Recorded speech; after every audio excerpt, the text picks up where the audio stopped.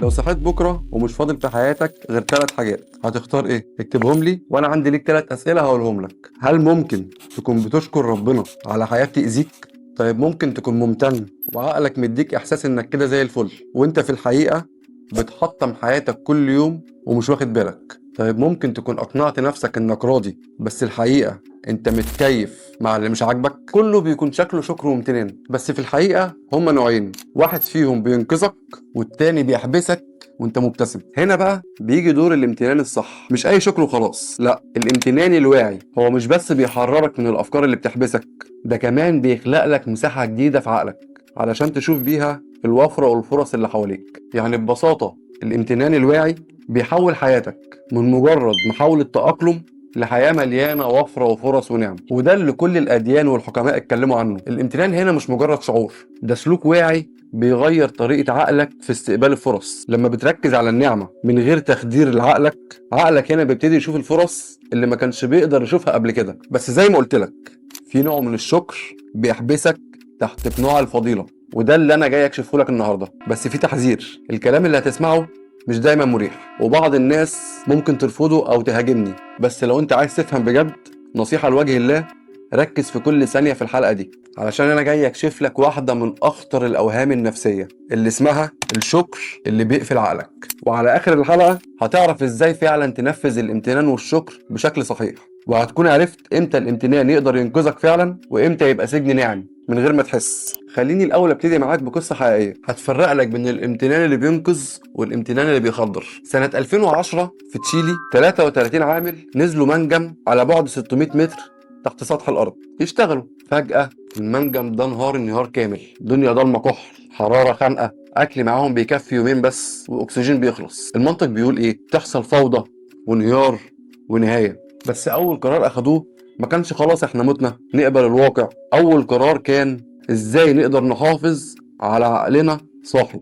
خليك فاكر القصة دي عشان هنرجع لها تاني، بس قبل ما نكملها خليني اسألك سؤال، هو الامتنان دايما بيكون انقاذ ولا احيانا بيكون طريقة شيك انك تستحمل اللي مش المفروض تستحمله؟ الخطاب المنتشر في كل حتة بيقولك ايه؟ اشكر ترتاح، ارضى وربنا هيعوضك، اقبل والدنيا هتمشي. كلام ناعم بيريح، بس مش دايما صح، لان الحقيقة مختلفة تماما. في فرق خطير بين الامتنان وبين التكيف مع الوضع اللي بيكسرك. يعني في ناس بتشكر وهي في علاقة مؤذية، بتشكر وهي شغالة شغل بيهينها، بتشكر وهي مأجلة حياتها سنين، وده مش سلام داخلي، ده بيكون تخدير للوعي. اسمع الجملة دي كويس، مش كل شكر فضيلة، في شكر بيخليك تعيش حياة مش حياتك وتموت جواها واحدة واحدة. خليني اسمي الحاجة باسمها، في حالات نفسية اسمها الرضا القهري. ده مش مصطلح اكاديمي رسمي، لكن توصيف لحالات كتير جدا معروفة. الرضا القهري ده ما بيكونش نابع من ايمانك، بيكون نابع من عجزك، وده اتشرح بوضوح على ايد مارتن سيليجمان، واحد من مؤسسي علم النفس الايجابي. سيليجمان قال فيما معناه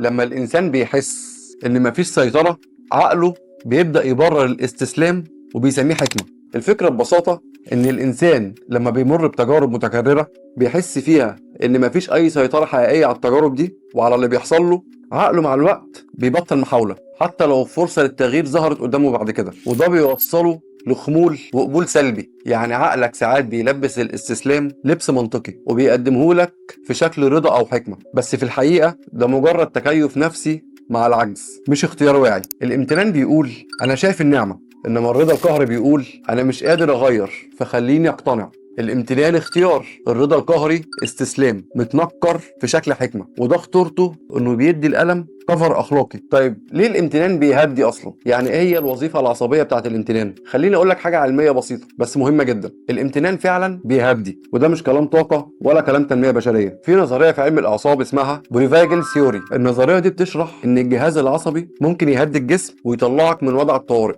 من غير ما المشكلة نفسها تتحل، يعني تهدى بس تقفل. وهنا الفخ، لو هديت من غير وعي عقلك بيفتكر ان مفيش حاجة اصلا محتاجة تتغير، وساعتها الامتنان بيتحول من اداة تنظيم لزرار شات داون او زرار يسكتك، فتلاقي نفسك هادي بس عمرك ما بتتحرك. في علم النفس اي حاجة ممكن تتحول لوسيلة لحماية النفس، حتى الحاجة الحلوة، يعني حتى الحاجات الكويسة اللي زي الامتنان او التفاؤل لو استخدمتهم غلط بتخبي وراها هروب من الواقع او تجنب للمشكله. وده اللي اتكلموا عنه باحثين في علم النفس الايجابي زي توت كاشدان او تشارلز برين. شرحوا نوع من الامتنان اللي ممكن بيهدي المشاعر، بس هو في نفس الوقت بيزود الميل للهروب من الواقع بدل مواجهه المشاكل دي بشكل فعال. فبيكون الامتنان احيانا تبرير، كبت، وده اللي سموه الهروب الروحي. يعني ايه؟ يعني لما تستخدم الايمان علشان تهرب مش علشان تواجه. انا عارف ان الحلقه دي تقيله، عايزك تركز معايا وتقريبا هتضطر تعيدها تاني لانها فعلا مهمه جدا جدا ومحتاجه تركيز في كل كلمه بتتقال عشان فعلا حياتك هتتغير بعدها. لو اول رد فعل ليك في اي ضغط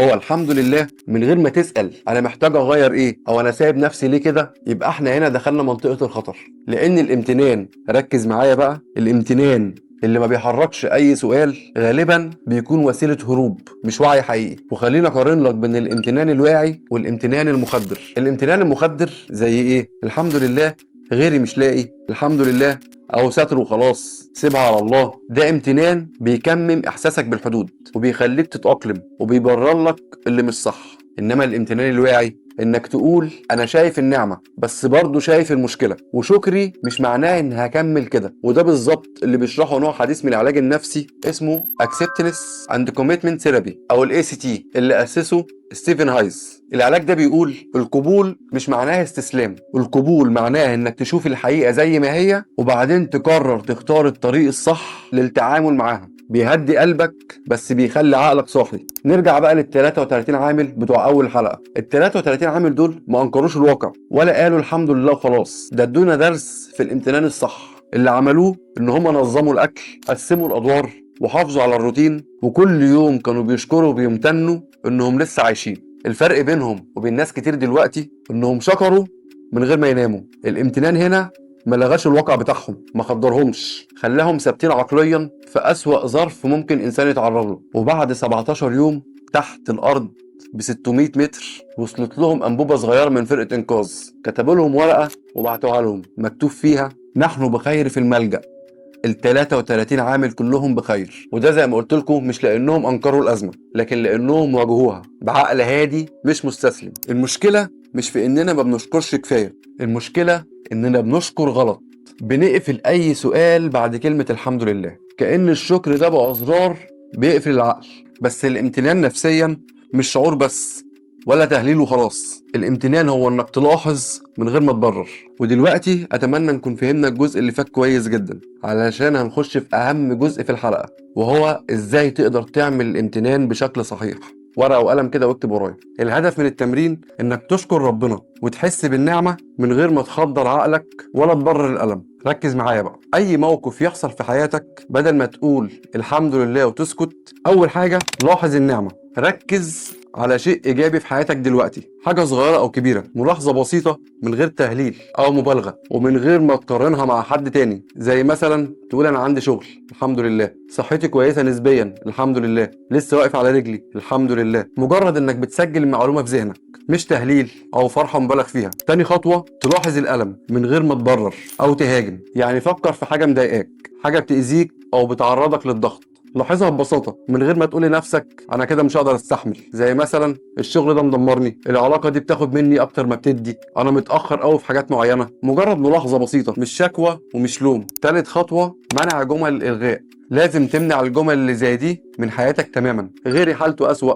اهو ساتر وخلاص، ما باليد حيله. لو قلت اي واحده من دول او حاجه بنفس المعنى تعرف فورا انك خرجت من الامتنان الواعي ودخلت في التخدير النفسي. رابع خطوه القرار. اسال نفسك بعد كل ملاحظه، بعد ما لاحظت النعم ولاحظت الالم، انا دلوقتي محتاج اكمل وده استمرار واعي، او انا محتاج اغير حاجه وتاخد خطوه للتغيير. ده بيخلي الامتنان اداه للوعي والتحرك مش مجرد انك بتهدي مشاعرك وخلاص. النقطة الذهبية هنا او ملخص كل اللي احنا قلناه، الامتنان الواعي بيساوي ملاحظة زائد وعي زائد سؤال زائد قرار. لكن الامتنان المخدر بيكون ملاحظة زائد تجاهل زائد استسلام. بس كده يا معلم. ولا تكتب كل يوم ولا كراسات ولا 21 يوم ولا قانون جذب. هو تمرين واحد او طريقة واحدة بس بتفصل الامتنان عن التكيف وبيربط الشكر بالمسؤولية وبيمنع العقل انه يقفل على نفسه. يعني بتقبل الواقع بس من غير ما تستسلم. خليني اسيبك بالجملة دي، الامتنان مش انك تقول الحمد لله،